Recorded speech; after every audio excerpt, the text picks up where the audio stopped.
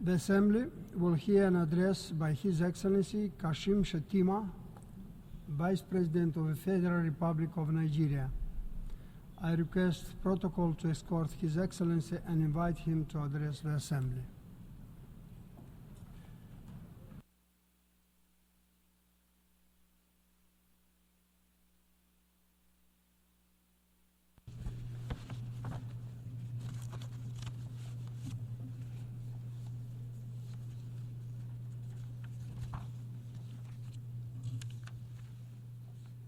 Mr. President, Your Excellencies, heads of delegation, distinguished ladies and gentlemen. Mr. President, as you assume the leadership of this august assembly, our world is confronted by profound moral questions that will require more than the habitual remarks from this elevated podium to resolve. These are questions about the ultimate purpose of our organization, the United Nations itself, and how it can remain relevant and resilient. It is with this sentiment that I convey to you the warm and fraternal greetings of my countrymen and women, and to congratulate you on your assumption of the presidency of this assembly. Let me assure you of the full cooperation of my delegation in discharging your honorable responsibilities during your tenure. In the same vein, I wish to extend my appreciation to your predecessor, His Excellency Dennis Francis, for the many remarkable achievements recorded during his stewardship.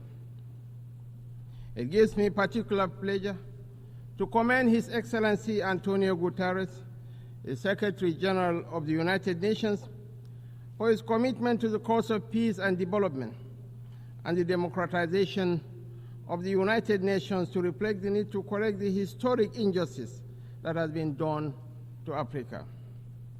I am also delighted to note the steadfast support given to the Secretary General by our own sister and compatriot, Amina Mohammed, Deputy Secretary General, while sharing the burden of leadership and responsibility in leading a complex organization like the United Nations. Mr. President, the theme of this year's General Assembly leaves us in no doubt that there is still work to be done to bridge the gap between the aspirations and the realities confronting our world today.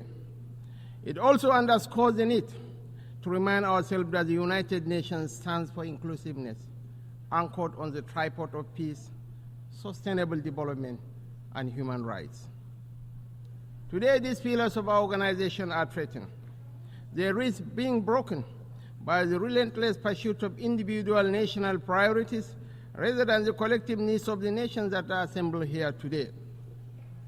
While commitment to multilateralism offers us the surest guarantee of global action to address the existential challenges we face, singularity and nationalism are undermining the aspirations towards a peaceful and collective resolution of such challenges.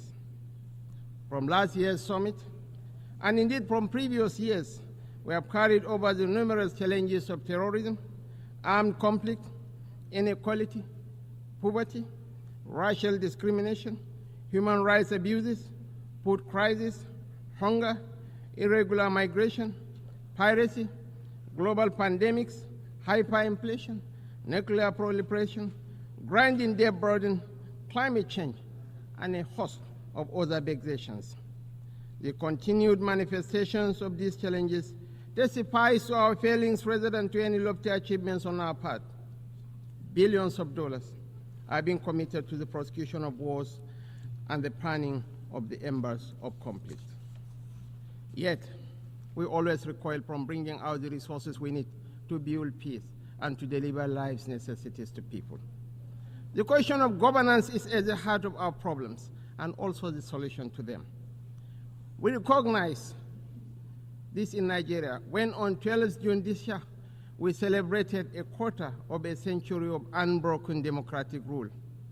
We are no less proud of this achievement than the fact that during the last 2 decades, a sustained process of democratization has swept over Africa. However, the return of unconstitutional changes of government and forceful military takeovers in some countries of the Sahel underscores the fragility of democracy when it is not backed by economic development and sustained peace and security. It is this fragility, rather than the milestone that democratic governance has achieved in Africa, that should matter most in our deliberations at this and other high-level segments of the 79th session of the General Assembly. While we are for all possible changes of government, we can also recognize the impatience in cities and villages as the sometimes slow and grinding turn of the wheel of democracy. Our people need employment. They need decent livelihoods.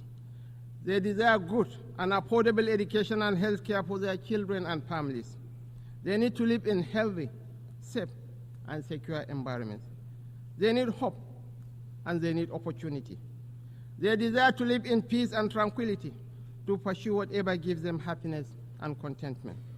When governments fail to deliver, the people are bound to question the utility of democracy and other ideals like rule of law. The global debt burden undermines the capacity of countries and governments to meet the needs of their citizens. Creeping trade barriers and protectionist policies are destroying the hopes for prosperity of peoples and nations. Unbridled competition, rather than cooperation, is discouraging incentives driving away investment. Above all, insecurity is driving people into unprecedented hardship and misery that in turn affect the people's confidence in democracy. It is the duty of the international community to bring back confidence in democratic rule and constitutional order by paying more attention to the needs and aspirations of the people, rather than paying lip service to human rights, sustainable development, and peace. We need the sustenance of democracy, not just the form. We cannot build durable societies with the threats of terrorism, banditry, and insurgency growing in our countries and regions. Indeed, violent extremism remains an existential threat to both national and international peace, security, and development. We are making concerted efforts to contain and roll back this threat. The high-level African counter-terrorism meeting hosted by Nigeria in April 2024 and its outcome, the Abuja Declaration, promises to provide solutions to the challenges presented by terrorists and insurgents. Your Excellencies, distinguished ladies and gentlemen, climate change is a driver of insecurity, which also poses a veritable challenge to sustainable development. A few weeks ago, large areas of my country were inundated by seasonal flood waters, including one of our largest cities, Maiduguri, in the northeast.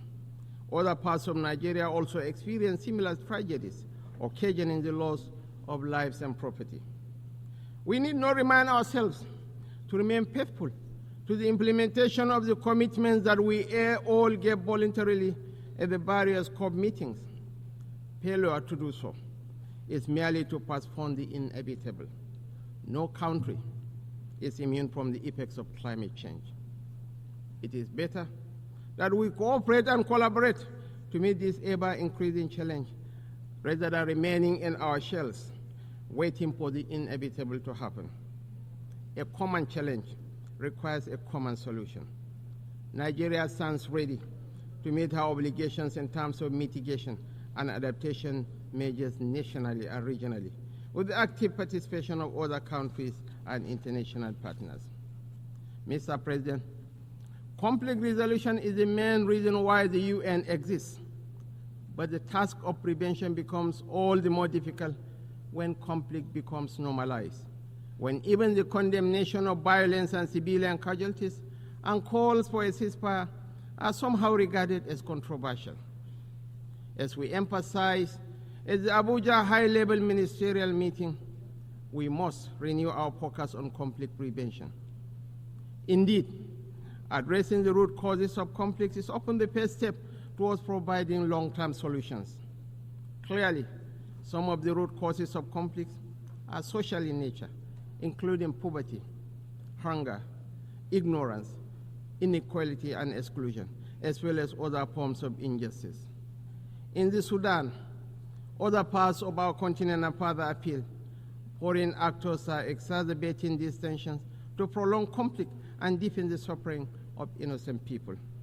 Today, we are all witnesses to the heart-wrenching situation in Gaza and other Palestinian territories. We cannot discuss war and peace, conflicts and resolution, or humanitarian imperatives today without reflecting on the Israeli-Palestinian conflict that has been raging since 7th August last year. Of course, the conflict predates this period and has been simmering for a better part of half a century. What it tells us is that the international community has failed to live up to the spirit and aspirations of the United Nations to rid the world of inequality, violence, and domination of one people by another. Justice is antithetical to revenge. Freedom is an inalienable right and a natural entitlement that cannot be denied to any people. The Palestinian people deserve their independence. They deserve to have a home of their own in territories already recognized by this very assembly and by international law, which is being routinely ignored. Nigeria continues to urge efforts to bring back on track the two-state solution that offers the prospect for a new beginning for the region. Nigeria reaffirms to supporting United Nations peacekeeping operations. We recognize the need for Africa to build strong and professional armies to meet the multiple challenges we face. Consequently, we reiterate the call for international support to operationalize the African standby post, in addition to the provision of requisite support and resources to ensure the upgrade, take-up, and effectiveness of a center of excellence on issues of counterterrorism in Africa. Mr. President, reform of the Security Council is critical if the UN is to strengthen its relevance and credibility in our rapidly changing world. Some permanent members of the United Nations Security Council have offered encouraging, if tentative, indications of support on the issue of reform of the Council. We welcome the change in tone and urge an acceleration in momentum to the process. The Security Council should be expanded in the permanent and non-permanent member categories to reflect the diversity and plurality of the world. We fully support the efforts of the Secretary General Guterres in this regard. Africa must be accorded the respect that it deserves in the Security Council. Our continent deserves a place in the permanent members category of the Security Council with the same rights and responsibilities as other permanent members. Mr. President, your assumption of the stewardship of the General Assembly presupposes that you will be seized with the progress of the implementation of the UN Sustainable Development Goals. We note that most developing countries are significantly lagging behind in the achievement of these goals, largely due to a lack of resources available to finance their implementation and the burden of unsustainable external debt. It is our expectation that the adoption of the Pact of the Future for the future will change the narrative, reposition economies, and translate into concrete measures that provide solutions to the challenges faced by developing and least developed countries. This is particularly significant in our region and the Sahel, where human development indices are low and depressing. It is for this reason that we reiterate the call by countries, especially of the Global South, for reform of the international financial architecture and promotion of a rules-based, non-discriminatory, open, fair, inclusive, equitable, and transparent multilateral trading system. We are aware of the debilitating impacts of corruption on global prosperity and national progress. Process of corruption and illicit financial flows constitute a huge chunk of resources needed for sustainable development. The recovery and return of such funds to states of origin is a fundamental principle of the United Nations Convention Against Corruption. Therefore, the international community must promote practical measures to strengthen international cooperation to recover and return stolen assets and to eradicate safe havens that facilitate illicit flows of funds from developing countries to the developed economies. There is also the urgent need to promote fair and inclusive tax regimes in the world. Nigeria helped introduce the Resolution on Promotion of Inclusive and Effective International Tax Cooperation at the UN. We acknowledge the progress made in the adoption of the terms of reference of the UN Framework Convention on Tax Cooperation. We should deepen this initiative and work towards a UN Framework Convention on Tax Cooperation. Similarly, we must ensure that any reform of the international financial system includes comprehensive debt relief measures to enable sustainable financing for development. Countries of the Global South cannot make meaningful economic progress without special concessions and a review of their current debt burden. The present administration pays due regard to the imperatives of creating a conducive national environment for investment and the ease of doing business. Last year, President Bola Ahmed Tinubu signed 4 executive orders to curb double taxation. The government also established the Presidential Task Force on review of fiscal policy and tax reform. These measures are geared towards not only boosting investor confidence in Nigeria, but also to ensure investors make reasonable profit from their investments. Mr. President, Your Excellencies, distinguished ladies and gentlemen, while the world is transitioning into the 4th industrial revolution, Africa remains energy deficient. The push for the accelerated implementation of SDG 7, affordable and clean energy, therefore, must take into account Africa's precarious situation. Nigeria believes that natural gas remains central to the search for solutions to the energy challenges that Africa and the international community face. Access to affordable, reliable, cleaner sources of energy is more than an environmental or developmental issue. It is a key factor in social peace and international security. Mr. President, Nigeria remains unwavering in its commitment to SDG 13, climate action, including the net zero ambition and transition from fossil fuel energy to clean energy.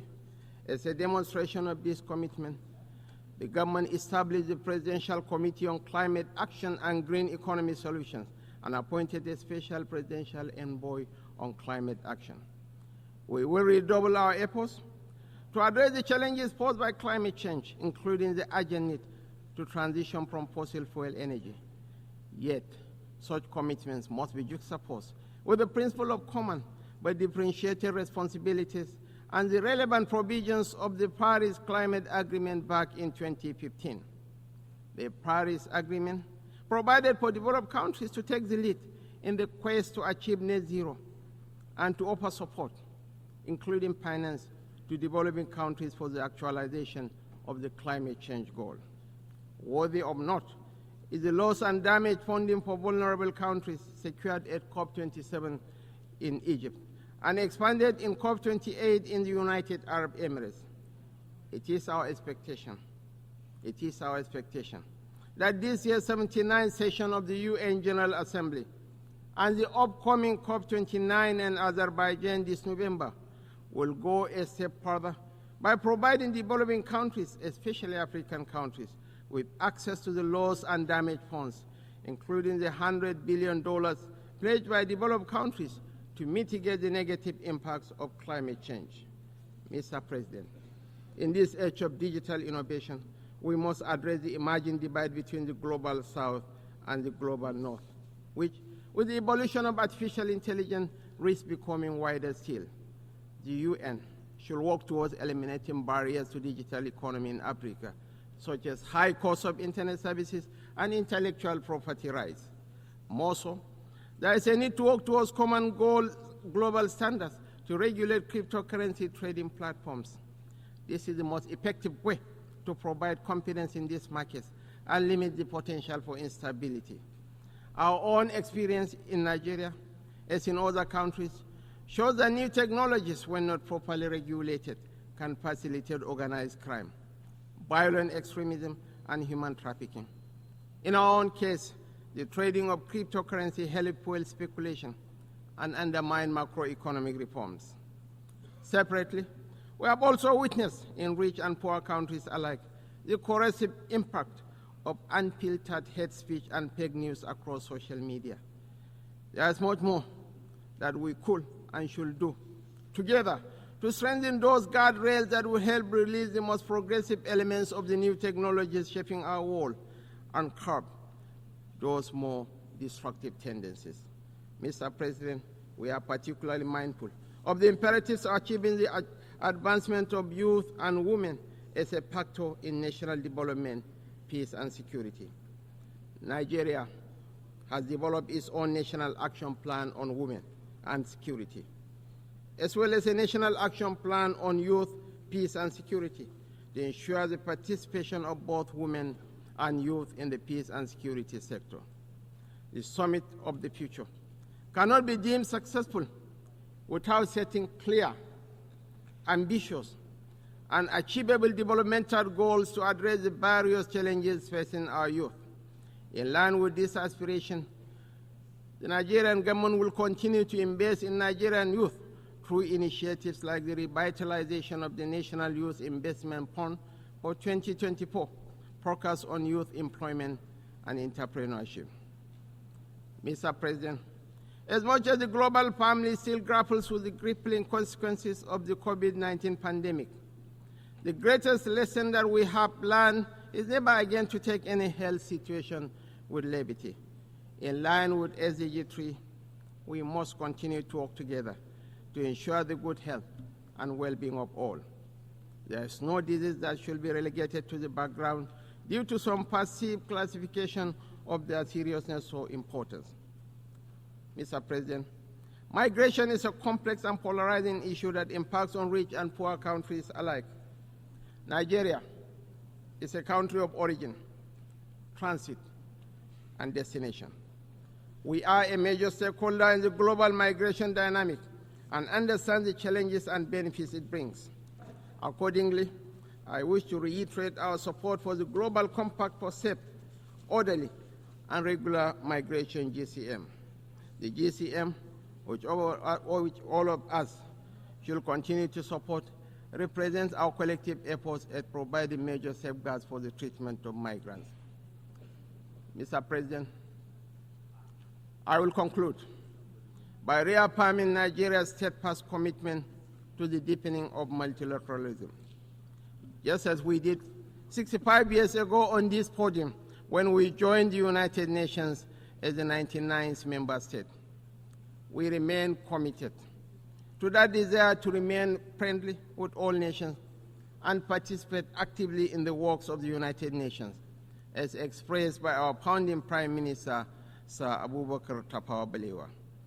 It is my hope that our deliberations this year will result in solutions that will address our collective challenges and accelerate the attainment of the Sustainable Development Goals, as well as the advancement of peace and human dignity for the sake of present and future generations.